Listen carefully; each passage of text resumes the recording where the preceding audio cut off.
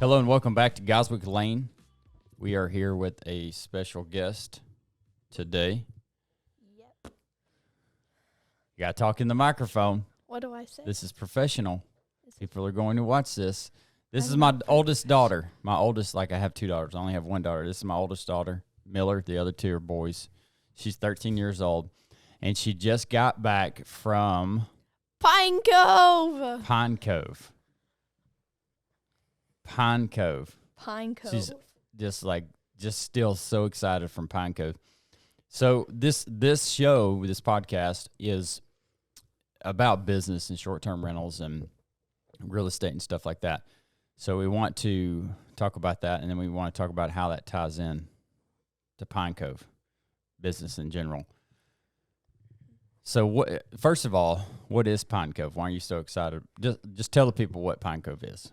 So Pine Cove is they do 10 weeks of summer camp. It's a Christian summer camp, and they do 10 weeks each summer. And then during they do 10 weeks total. Total, right? Yes. But they're split up into either you can go for 1 week or 2 weeks, which they call that Amplify. If you go 2 weeks, it's called Amplify. Mm-hmm. And what do you do at this camp? Well, it's a lot of activities and Bible studies and connection time. And we do this thing called club. It's basically like church every night. But during all the activities and stuff, it's all like leading you back to the Lord. So we do this thing called spiritual applications, where it's like you take whatever you've done. Say we were at the lake swimming and you just jumped off the high dive and you're trusting the life jacket to pull you back up, just like God always gives you second chances. Okay. Even though you may be falling into sin like the water, God still gives you a second chance, and he's still willing to forgive you. This is awesome because we just had our message at church yesterday, which you were in your church, but in ours was about faith. Mm-hmm. And faith, you may run across people, part of the message was what amazes Jesus. And two things in the Bible that we studied yesterday amazed Jesus. The absence of faith, like total absence of faith, amazed Jesus. And then like massive amount of faith amazed Jesus. There's two verses in the Bible that support that. So one of the examples that he gave is that some people, you talk about faith, you have to have faith, mm-hmm. right? You have to have faith that there's a God and that he loves me and that I can go to him and I have faith that he's there, right? And some people may say, well, I don't know, I don't have faith in that, or I don't have faith. And one of the cool examples that he gave was, you have faith. Everybody has faith. When you jump off that diving board and you have that life jacket on, you have faith that thing's going to pull you back to the top. When you get in your car and you decide to crank your car up, you have faith that it's going to crank up. When you drive your car across the bridge, you have faith that that bridge is going to hold up, that the engineers knew what they were doing. When you get on an airplane, you have faith that when that thing's going to take off and that the engineers that design that, and then faith and aerodynamics and all that stuff, we have faith. It's just what we choose to put our faith in, right? Yes. That matters. All right, go ahead. About what? So Pine Cove. Okay? Pine Cove. We're talking about Pine Cove. And how does that relate? How does Pine Cove relate to business? So Pine Cove is very expensive. Pine Cove's very expensive. Okay. And so for me to get the experience I want, which I really enjoy it, and so I have to pay for half of it. And so it's like me having to work and having to think of business ideas so I can do the things that I love. Okay. That's good. Okay, so with our kids, when they really are passionate about something, they really want to do something, we want to instill in them how to financially make that happen. And I talk a lot with my kids and our business partners and stuff. We talk about return on investment. Do you know what return on investment is? I don't. Okay.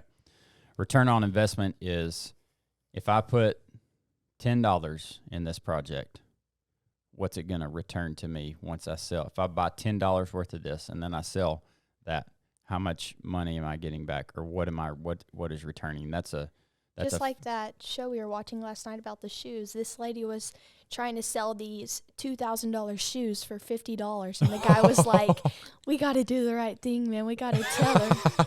Okay, what kind of shoes were these? These were 1985 Jordan 1s. Okay, the first Jordan 1s, Chicago yes. Jordan 1s. Is that what they call them? Mm-hmm. Okay, they call them Chicago's. 1985 original Chicago Jordan 1s, the original Jordans.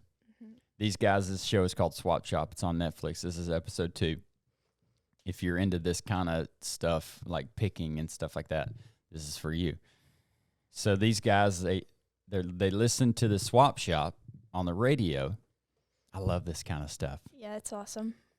They listen to Swap Shop on the radio. If you don't know what Swap Shop is, it's just people call in. They say, "Hey, I've got this to sell. It's at this address if you want to come check it out. Come on." So sometimes they swap, sometimes they pay, whatever. They had this lady had these old Raiders, like Las Vegas Raiders hats, which they weren't Las Vegas back then. Oakland Raiders. Oakland still. But she had these old Starter hats. And I don't know if you know what Starter is, but that's like the luxury brand of hats. Okay. This goes back. Starter is, me and Mom were telling you this. Starter is, I remember having a Starter Dallas Cowboys jacket that was just, it was it. Mm-hmm. I mean, if I would wear it today just because it's nostalgic, but there was a 20-year, 25-year period where nobody would wear that stuff. Mm-hmm. So Starter now, if you guys don't know, if you're at an estate sale or you're at a garage sale and you see something that's Starter in good condition for a good price, buy it and then sell it on eBay. Yes. You could easily. So these Starter hats, what was she asking for them? She was asking $500 for them. There was 11 hats. There was 11 hats, $500 for 11 hats. They were in brand new condition. Yes, never, like, they looked exactly brand new. Yeah. And so the guys are like, they wanted to, like, narrow it down, so they said, would they offer $350? They offered $300 first, $300. I believe. And then she wanted to go to $450, and they just couldn't agree on a price, so they flipped a coin. And then they ended up having to pay $450. Mm-hmm. He was like, "You win some, you lose some." So how much would those hats sell for? Now these guys one of these guys owns a store. What's the store called? It's called Versus ATL for like Atlanta. They're in Georgia, and I've watched this guy on YouTube named Harrison Neville, and he just basically buys and sells shoes. He has a really cool like business where he buys and sells clothing and like luxury brands. Like nostalgic clothing. And like, do they carry anything that's new, or is it all like resale stuff? Who, Harrison Neville or Versus? Versus? Versus. I think they do both, used and brand new. Okay. Sometimes they have like dead stock and retail. What is dead stock? I think it's like where it's been sitting for a while. So if they have something that's sitting for a while, what do they do with it? I have no idea. I'm pretty sure they sell it. Okay. So is that what Harrison goes in and he gets the dead stock? He just buys and resells shoes that are like worth a lot, and then he has a website. I'm pretty sure that he sells it all on. Okay. So what happened with these shoes on this show? So the guys went in there and the lady said, "Hey, I've got some more stuff in the back. Y'all can go check it out if you want to." So they went to look for it, and they found the one of the 1985 Jordan 1 Chicago's. They didn't know it was there. Neither did she. And so they were like, this other shoe has to be in here because that's like $2,000. And like with one shoe, no, it's not going to get maybe you very $100 far. or $200. Yeah. And so they start looking for the other shoe, and they find it. And so the lady comes back over there, and she's like, "I'll give you $50 for it." Yeah. And the guy's like, "Or no, what? 50. I'll $50 for that, or $500 for the hats and the pair of shoes." Yeah. And so the guys are like, "What? We got to do the right thing. No, we can't do this to her." And so the guys tell her that these are like $2,000 shoes, and what she ended up charging them like $150. They said we'll give you $300 for them. Because what are they going to do with those shoes? They're going to clean them up and turn around and sell them for like $2,000. Right. But they have to basically, it's like restoring a pair of shoes, which takes a lot of time. So, yes. So is something that Miller is super interested in, shoes, old shoes or new shoes that are the big, shoes are big deal right now. Sneakers, kicks, Yes, they're they are. a big deal. They're like, if you're around my age, I'm 39 years old. If you're around my age, it's almost like the baseball trading card industry back in our day, Yes. where you're looking for that major card, trying to pull that major card out of the pack. It's similar to that. So back to camp. Camp's super expensive. When you decided that you really wanted to go 2 years ago, right? Or is this your third year? This next year will be my 4th year, but this past year was my. Okay, you just got back, so this is your 3rd time to go. The first time that it has been 3 years? Mm-hmm. Okay. Wow. Yeah. The first time, return on investment. Oh, yeah. So you pay something for this and you get this in return. The cool thing about return on investment is that it does not have to always be about money. Return on investment can absolutely be about your spiritual life and what you get in return in that as well. For the money that you're putting out, what kind of spiritual return are you getting? And so now I don't know if we can like totally quantify that, but I can see in your life that there's a difference. When you get to go to these camps, you learn a lot about Jesus and about how to walk in life and about how to be a positive influence on those around you, and how to carry those attributes and things that they teach you there to your day-to-day life. Yes. So there's a massive return on investment there. It does not always have to be about money, but it takes money to go there. Yes. And so what's the deal? What's the deal if you want to go to these camps? What's the deal? What do you have to do? Oh, I have to raise the money. I have to. So the first year I wanted to go, I had been going to Camp in the City, which is basically like, it's not an overnight camp. It's just they come to your church or a church near you, and they basically do almost the exact same things they would do at overnight camp, but for a lot less cheaper and for children that are, I think, like kindergarten to 5th grade. Okay. And so I did Camp in the City, and then I really realized that I wanted to go to overnight camp, and I just loved it so much. It was so amazing. And so the first year I went, I was trying to come up with like ideas to raise money for it. And so we were thinking about like summertime's coming up, so what about watermelons? So we decided one day where'd we go to pick them up? Grapeland, Texas. Grapeland. And so Grapeland has sandy soil and grows some of the best watermelons. Mm-hmm. And so we started doing like Facebook or Instagram stories, talking about like our whole adventure, just try to kind of get people out there. Mm-hmm. And so we had to get approval first of where we're going to sell them, right? Oh, yes. We have a gas station up the road from our house. And so we went up and talked to the manager about sitting outside, like in the grass by the parking lot, about if we could sell it there. And so they said yes. And so they said yes because this is a good point here, Mill. Relationships are everything in business, and we've lived by this gas station for 17 years, and we've gotten to know these people, and we have a relationship with all the ladies that work there. Yes. And so they didn't have to say yes, because we've had cultivated a relationship with them, and we talked to them. We've invested in their lives and what's going on, and so. Fortunately, she said, yeah, absolutely, you can do that. Yes. And so from there, it was just off to the races to get people, like, following us so that we would have, like, a good turnout whenever we got home. And so we drove to Grapeland thinking of, like, these funny stories to put on Facebook and stuff. Meanwhile, I had to pay for, like, everything. Like, I had to pay for the gas money, which it wasn't expensive as it was now. So that was good. That would have been terrible. My goodness, it was less than half. That was 2 or 3 years ago. Yes, and so we paid for expenses, and I took like a little loan out for the watermelons. I think it was like $700 or $800. Yeah, it was. And so then we did a little Facebook story when we got there, and it was like busting open a watermelon and eating it. It was actually really good. Yeah. They had 2 different kind of watermelons. One is the regular big watermelons, and one of them was the small. I don't know what they call them. It's been a while since we've done it. Yeah. But we're just trying to create that presence of like, hey, here's what we're doing. And, we threw in there that you're raising money for camp, and that really helped. People people really latch onto that of kids doing stuff, working hard to raise money. Yes. And so we got back in the truck with a whole trailer of about 300 watermelons. Yeah, we had a lot, and maybe two. It was about 200, I think. I think we got like 100 of each. I think we did too, but they sell them by the pound, not by. Oh, yeah. Yeah, so we just said, hey, fill up the trailer, give us about this many. Mm-hmm.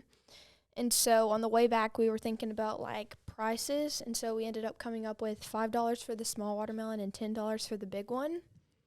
And so whenever we got back, it was pretty hot outside that day, so we brought like a little tent out there and made a couple signs, and Daryl was just off to the races. Yeah. So she had to manage that entire project. She had to pay for the watermelons, which she took a loan out from us to do that. She had some money, so she borrowed some money from us. She had to pay for the gas to get there. She had to pay, I made her pay me to drive her there. This was cheap labor because you only paid me $10 an hour. You know I'm worth a lot more than that, right? Yes. Okay. She had to, her little brother helped. Some of her friends helped sell watermelons, so she had to pay them to help sell watermelons. And we'll shout out to Memphis right here. Memphis he's our middle son. He's 10 years old. Heck of a watermelon salesman. Yes. This dude was just killing it that day. He was killing it. I think I ended up paying like $50 or $60, which was worth it for me and it was worth for him. it. Yep. It was worth it. He earned his money. Yes. So let's go through the numbers. What is that? I don't know what camp costs now. I can't remember, but that first year your camp was total was what? $1,300, I think. Okay. For a week, guys. $1,300. That's why she has to pay for some of it. Okay. Go through the numbers. You spent, let's say it was $750 on the watermelon to purchase the watermelons. And then I spent another like $150 on expenses. Okay, that was counting gas, driving, your And helpers. Memphis, yeah. Okay, so you're in about $900. Mm-hmm. And then I think we ended up making like $2,000. I think it was close to, yeah, it was. And then we paid off all the expenses, which left me with $1,200, which for me having to pay half, which was $600. $650. That left me with 2 years of camp, which was 2 years. Yeah, 2 years to get camp all for 1 day, 2 days of selling watermelons. Or did we sell 2 days? We did a Friday and a Saturday, or we did a half a day Friday and all day Saturday. Now let's talk about getting creative in business, because I remember there was a certain point where we're getting down to our last watermelons. You don't want to store these things. You can't sell them the next week if they sit somewhere unless you have a big old freezer you can put them in and sell them the next week. So we had to get rid of as many watermelons as we could. That's why we built up the social media presence and tried to get people excited and come out. Also, like I said earlier, these watermelons are dang good. So good. Okay. They're not like the ones you buy at Walmart. These are really good. So we're getting down, and we had like 15 or 20 watermelons left. Wasn't that when a lot of people from like other cities and stuff started buying them? And so my grandma, my dad's mom, we call her Gigi. Didn't she stop by and start like delivering them for us? Yeah, we had several people that would come and buy 8 or 10 watermelons and deliver them to the people in their town that, maybe 30 minutes away or so. So you want it, like, kids out there, if there's any kids watching this, there's so many opportunities out there for you to run your own little side hustle business to make money.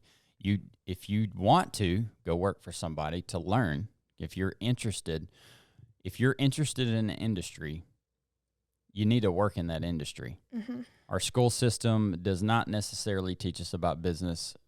Some of them do, some of them don't. Most of them don't. Most of them are just teaching us how to be W-2 employees.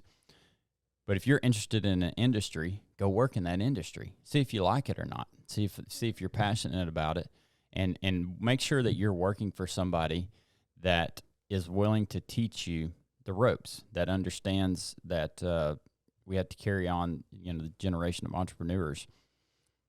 But also, opportunity is everywhere. If you want to start your own thing and you're passionate about it, do it. There's so much opportunity out there, like Miller was talking about earlier with the shoes and the apparel. You're super interested in that, right? Yes. So that should be the avenue that you go down if you want to make money. And as a kid, fortunately, you don't have to support a family, pay the light bill, all the other expenses that come with running a family. You don't have to do that. You have the opportunity and the vastness to pick what you want to pick. Yes. So watermelons, you made $1,200 or close to $1,200. Oh, we didn't get to the most creative part of that we did. We had 15 or 20 watermelons left. Oh. A bunch of people were telling us that there was a baseball or a softball tournament going on in our area about 10 minutes from where we were. Yes. So what happened then? So we needed to get rid of them. We loaded up the trailer and we headed down to the softball tournament, which was about like 20 minutes away. So it gave us time to think about like what we were going to do. And so when we got there, we put the canopy on top of the trailer and cut up like 10 watermelons into like huge slices. And then people just started running for them. So we were selling them. I think we had an ice chest and we would throw a watermelon or two in the ice chest to cool it down. And then just start slicing them things up and sell for $1 a slice. Yeah. And we could get like 15 or 20 slices out of a watermelon, huh? Okay. I think we ended up making like $100 just off that. I think we made close to $200. Yeah. You might have ended up making around $2,200 total for the whole project. And you spent $900, so you had around $1,300 in profit. Yeah. That was one day. She made her mind up that she wanted to go to camp. It was enough of a push to get you out of your comfort zone, because would you say that's out of your comfort zone? Yes. Okay. I think, yeah, totally. Like getting on Facebook. Yes. Talking to people, the imaginary world of Facebook. Yeah. Sitting out there selling watermelons. Totally out of your comfort zone. Like waving people down off Highway 80 to get them to stop and buy some. Yeah. But we had a lot of people come support from our community, which is nice. So it was really awesome. Yeah. I think that also says a lot about having a purpose in business. If you're just running a business to bring dollars in, and you don't really have a purpose, you're probably not going to be as successful in today's society. Yeah. If you have a purpose and people can rally behind that purpose, they're more willing to give you their dollars. It's a good lesson. Yeah. So any business that you start, have a purpose. Yeah. Don't just start a business just to start a business. What's a purpose? What are you trying to do? What are you trying to accomplish? Are you going to give, percentage of your profits back to a nonprofit locally? Highlight that. Like if that's a passion of yours, highlight that. Hey, we're going to give every dollar that comes in, we're giving, a dime to this organization. Or every dollar that comes in, we are building a playground for lower income areas in our town. Whatever you're passionate about.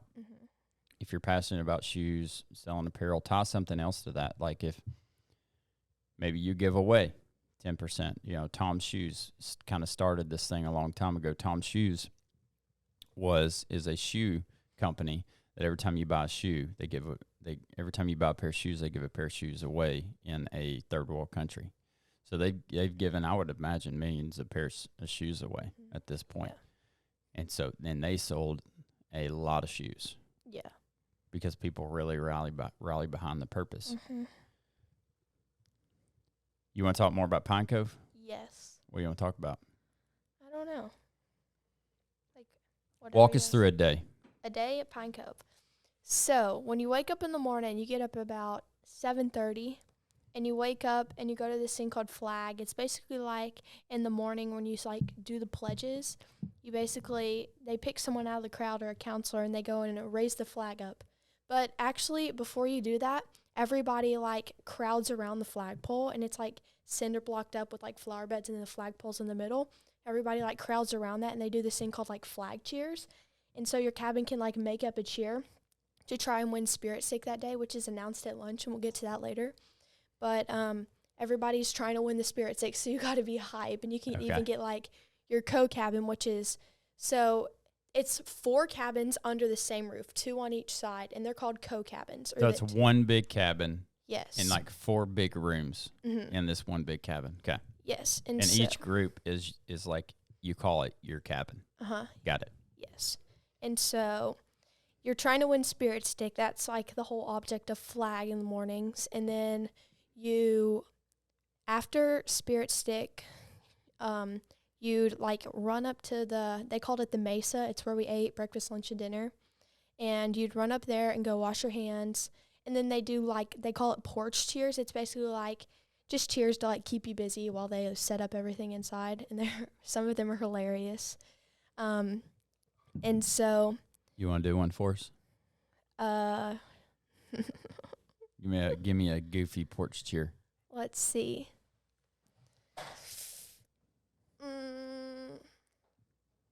Oh, all the guys, they would do this one, and it's like counting down from 100, and they give like 99 short neck buzzards sitting on a dead tree, sitting on a dead tree. Oh no, one is flown away. Whatever shall we do? 98 short neck buzzards, and they just go all the way down. Yes. They make it to 1? No, the girls hate it, and so they'll stop them in the middle. And what you say to stop it or like change it is like you say, "Song it to the devil, oh, if you love Jesus," and then everybody repeats, "If you love Jesus," and then you say, "Sing this song." Basically, it's telling the guys to shut up. Sounds dumb. Okay. Yes, and so I think the guys made it to like -6 or something. Oh, y'all let them get that far? Because they'd speed it up, be like 97 short neck buzzards sitting on a dead tree. Okay. Yes, and so they end up making it to like negative something.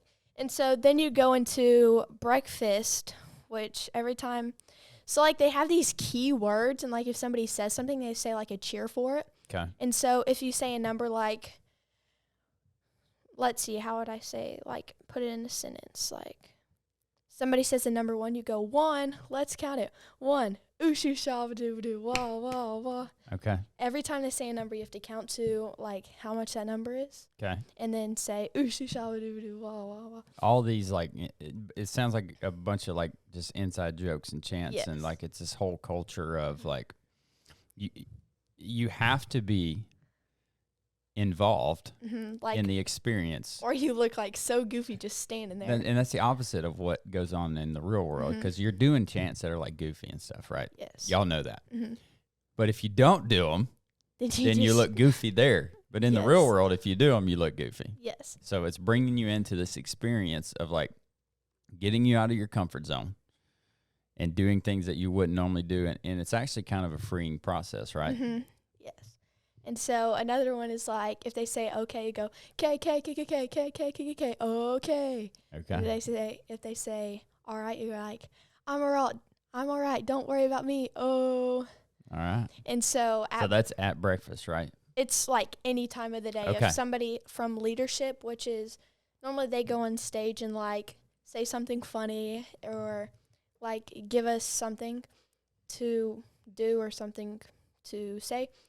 So we'd eat breakfast, and then before breakfast they have like a main meal on your table, which is like everybody eats that. And then in the back they have like, say it's breakfast, you have like cereal or oatmeal or fruit. And so they call on people in the back and they're like, "What do you have?" And so they tell you what they have, and then there's like cheers to go with it. Okay. And so continue walking through the day. You've eaten breakfast. Now what happens? We've eaten breakfast. Then we go to connections, and every time somebody says connections, you go shh. So how do you learn all these things? I don't know. They just do they do the same ones? There's like 4 different Pine Cove camps as you as you get older, you go to different ones. Are the chants the same as you go through? For the most part, yeah. But it's really fun to like learn new ones that you haven't heard before. Okay. And so after connections, which is basically like quiet time in the morning, they have this booklet, and they just like walks you through like some questions and like a passage to read, and like what is God saying to you here, and what can you do to like apply this to your life, or the questions they ask, and then you like pray about it. And so after connections, you go to your first activity class, and they had quite a few activity classes to do, a lot. And so you go to your first activity class, which could be anything. All right. Tell me how many girls are in your cabin? 8. Are there 8 in every cabin? There could be 8 or 7 or maybe 9. I'm not sure. Okay. So somewhere around 8. Mm-hmm. And there's a there's a leader for every cabin, right? A counselor, yes. Counselor. Now, when you pick your activity, you don't get to pick. It's a already written schedule. Okay. Now, is your cabin staying together for that? Okay, so you're with your cabin the entire time. Yes. Okay. Yes, and so it's like a bonding experience because everybody gets to know each other and gets to know like how they do life at like where they live and how I can like grow closer to the Lord while like working together as a team. And so after we go to one activity class, and then we go to a second activity class after that. And then we go to Bible study, I think. Okay. Yes. After the second activity class, we go to Bible study, which is basically like quite a few questions, and there's like some passages you can read and talk about, and then there's like different like scenarios of how you'd like apply this to the world. And then you answer a bunch of questions, and that's all with your counselor. So, like, connections is just by yourself, but everything is with your counselor in your cabin. Okay, so they're leading you. Yes, so their goal, mostly for Bible study by the end of the week, is to, like, make everyone feel so comfortable that they're willing to share, like, things that are personal, like, things they've struggled with or things that they're, like, holding on to or, like. Because you can't develop, like, real relationships unless you're real with people, right? And we can hold back. There's always that hold back of like, how much do I share with this person? Yes. Do I really trust them? And you have to develop that relationship and develop that trust. That takes time. Yes. So camp speeds that up. Like in normal life, that may take, months to years to develop something like that with somebody. But camp time, it's like day 2, I'm telling you everything about my life. Yes. Everybody's crying in a circle. Yeah. And so, let's see, after Bible study, we'd go to lunch, and during lunch, they do this thing, they call it Skits, and it's like, through the week progresses on, every lunch they do a skit, and it's like, this year ours was about these evil bad guys and their sidekicks. Your cabin has to do a skit. No. Who does a skit? People in leadership. Okay, gotcha. And so, it's really funny, like, people that are like 20 dressed up in like these hilarious costumes and like 20. So they're so old. Yeah. It's odd. It's so odd that people are like 10 years older than us are like dressing up, like doing the same things that we are. So our skit was about these evil bad guys and their sidekicks, and they were having to like kick out their sidekicks. Yeah. And then the sidekicks were coming back to like defeat the people or they're like used to be masters or leaders. Okay. And so it's just like takes you on the whole journey of like them trying to get their powers and like. Do they do one of these every day? During lunch. Okay. While you're eating, they're up there doing their skit? Like after you eat. So lunch is like 45 minutes. All right. Hey, this is an important topic. How's the food? Oh, it's pretty good. Is it? It wasn't disgusting, but it wasn't like super good. Except the lasagna. The lasagna was so good. Was it? Okay. It was really good. So there's certain days, this is typical camp food. Is like, you're not getting filet mignon. No. Okay. And so during lunch, whenever you come into lunch, everybody stands on their chairs and they just like get hype. And then the people on stage will tell you to sit down or like take a seat, and then you'll start cheering, take a seat, take a seat, take a seat. Take a load off your feet. Does anybody ever get in trouble at camp? Oh, kind of. And then you go, load off your feet. What? Timbers, 22, loop-de-loop. Okay. Picture, wee. I don't know who this kid is sitting beside me right now, because this is not stuff that. Oh, hey, you and I have a little tradition with our favorite song.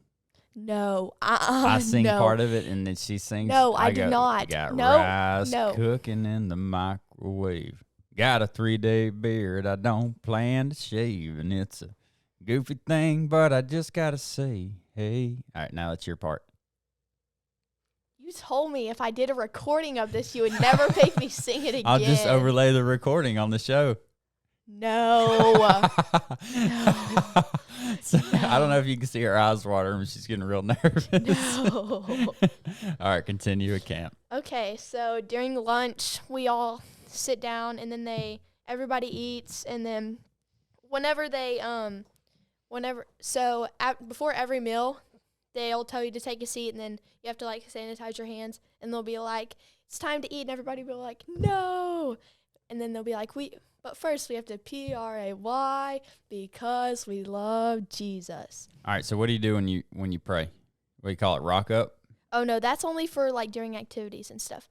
But while they're doing that, all the kids are sitting down, and all the counselors are like, me. Okay. And so they'll pick one counselor to pray, and then as soon as they get done praying, they'll be like, or everybody will be like, open the doors, please. And they'll say that 3 times, and then the doors will start opening and go, oh. And then they get to the top, they'll be like, send up 1 or 2 people to go get like the food to eat that everybody eats on the table.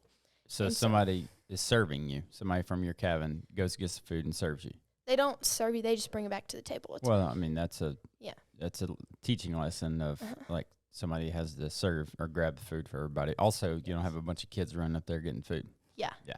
And so at the end of lunch, when everybody's done eating, or like during lunch, they play this game. It's called the scraper game.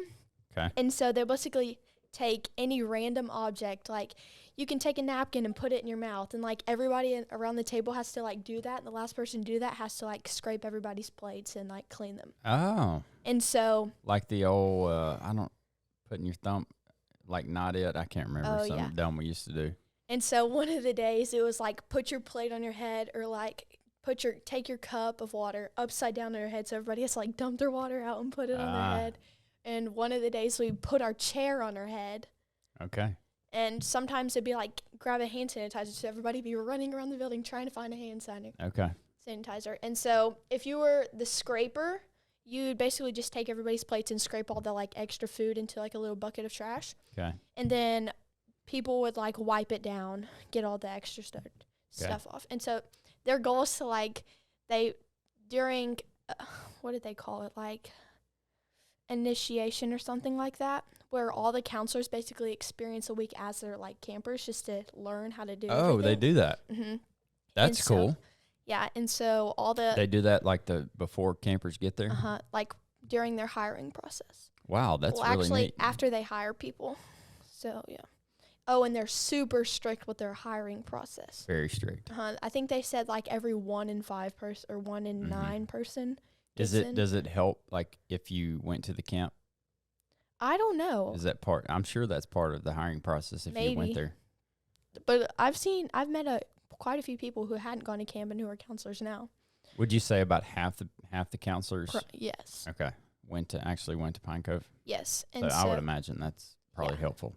Back to lunch. So the scraper game, so one person will scrape all the plates and stuff.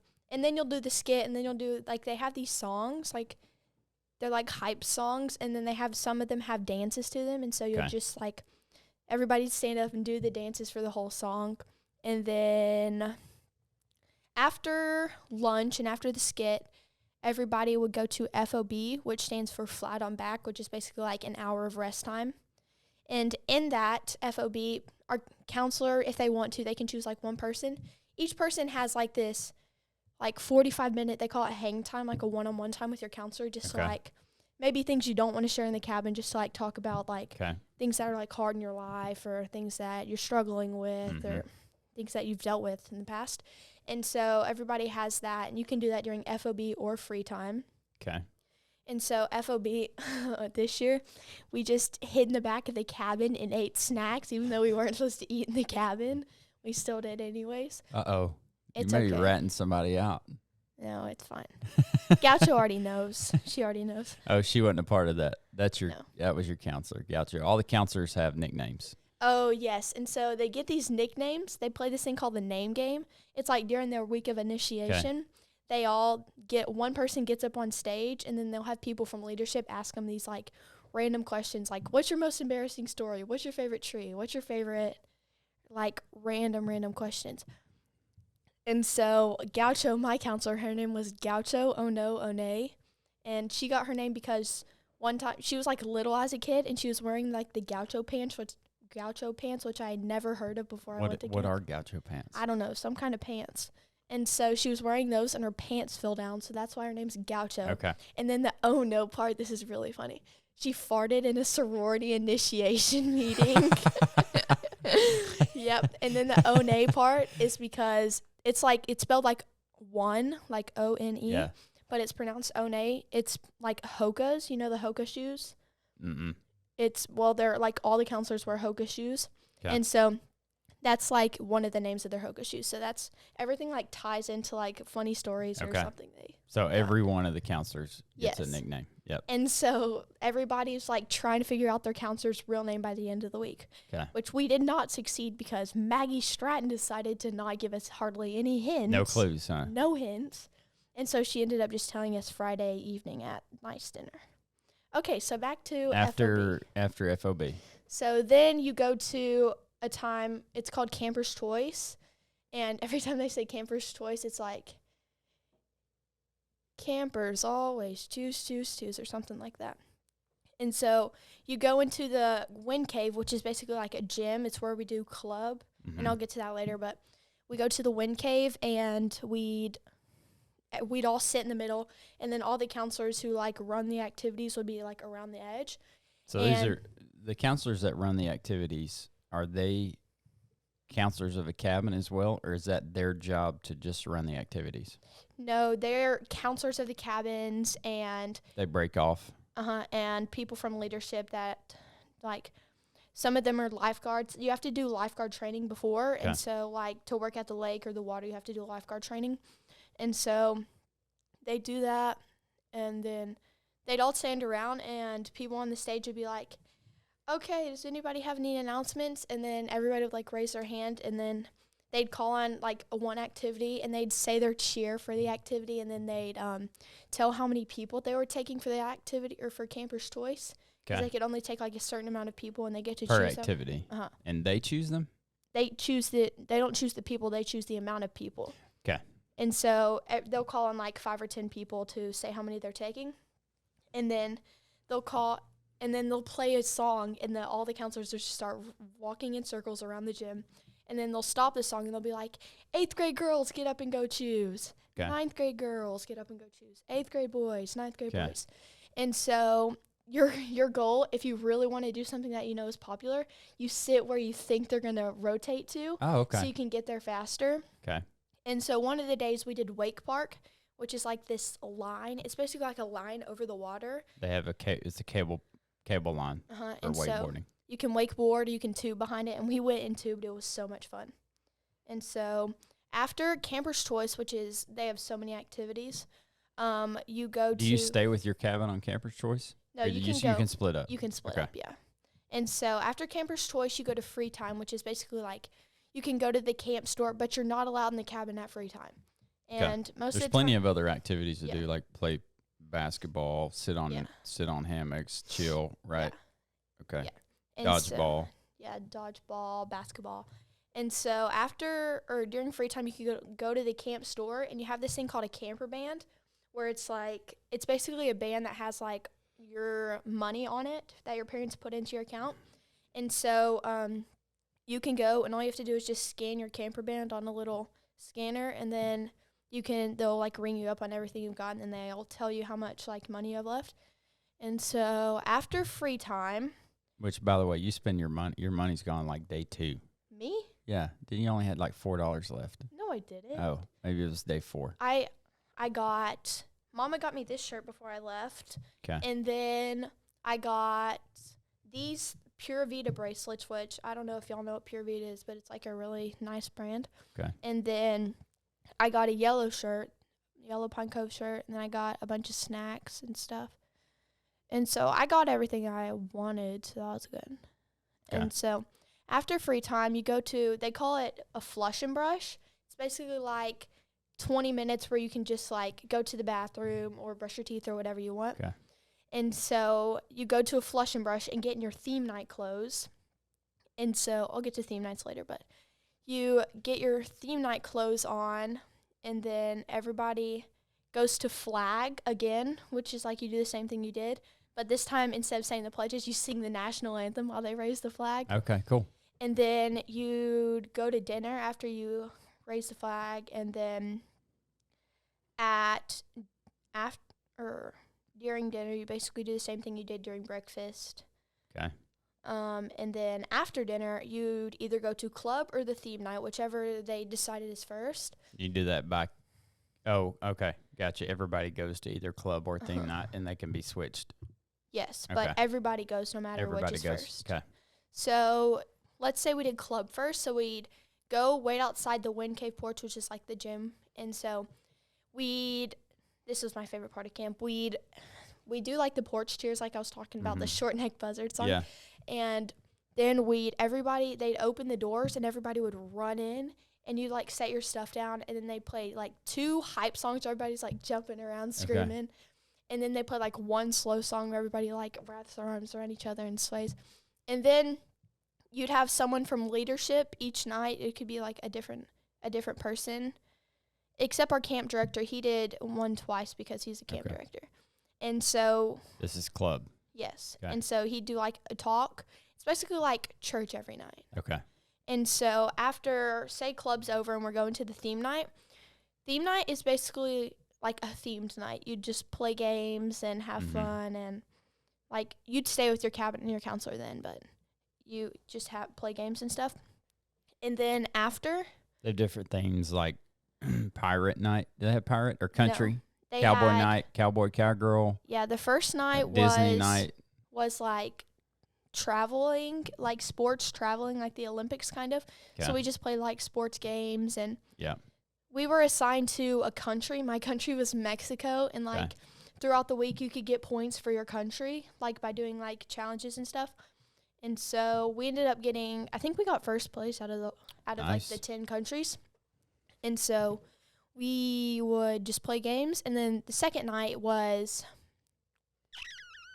I think it was the country night. Okay. And we just like did country games and stuff, and like barrel races, and like we ate watermelon and root beer floats and stuff. And then after that, the Wednesday was the best night. It was called Disco Rama, and I wore this super cute shirt. It was yellow, and it had like Disney princesses on it. But whose shirt is that, by the way? Mine. That's your shirt? Yeah, Mama got it for me at Target. Oh, okay. So I wore that, and we basically, like I was talking about the camp dances, we just did like all the camp dances songs during that, and it was everybody's like dripping sweat, pouring, like jumping around, screaming the songs and doing the dances. It was so much fun. That was my favorite theme night. And then Thursday we did, let me think. I can't remember what it's all right. So Thursday. I think we want to leave a little bit to the imagination for people that may want to go to Pine Cove. Pine Cove, what I'll say is that it's centered around the Christian walk of your kid, and it's a great environment to get them in to further their walk with the Lord. Also, tons of cool activities that you've just described. If you can do it, it's a great thing for your kid to do. I know in today's world, we are, there's so much going on. Everybody's so busy. You may have sports that you're doing all summer, or, you got your vacations and you all these obligations. However, this is something that is super important to your kids' spirituality and their walk with the Lord. So it will be a great benefit for them to go do something like this. There's other camps too. It's not just Pine Cove. Pine Cove's they've been around for a long time. They do a really good job of everything that they do is top notch, and they do a really good job of executing the camp. And it's literally like, even when you drive on campus as a parent to drop off or pick up your kid, it feels like, if you've ever been to Disney, and the first time that when you get to Disney and you walk down Main Street, like how you feel, it's an experience. You feel like a kid again when you go to Disney. When you show up here, you feel wanted and needed and excited. There's counselors standing outside waiting for you to get there as you're pulling off a road, cheering for you. You can spray them with silly string when you get there. Water guns and silly string. Either the campers or if you have other kids, or you can stand out your sunroof and just spray the heck out of them. It's pretty fun. Yes. Everybody's super excited. They have an amazing culture. If your kid needs somewhere to work for the summer, it's an amazing culture to work at. On that side of it too, great for young adults working there to further their relationship with the Lord as well. They learn just as much as you guys do through that time. Just a really cool experience. So look it up, check it out. And I think, do you have anything to add for the closing? I don't think so. All right. So thanks for joining us today. Yes. If you would like, share, subscribe, help us reach more people. Majority of the stuff we talk about is going to be short-term rental business, stuff like that. This is a good one to tie in. We'll put links in the description to our short-term rentals if you want to check those out. If you want to sign up under our link, feel free to do that. If you do sign up under our link to be a host on Airbnb, let us know so that we can look at your listing. Remember, love God, love others, and let everything you do reflect that. We'll catch you on the next one.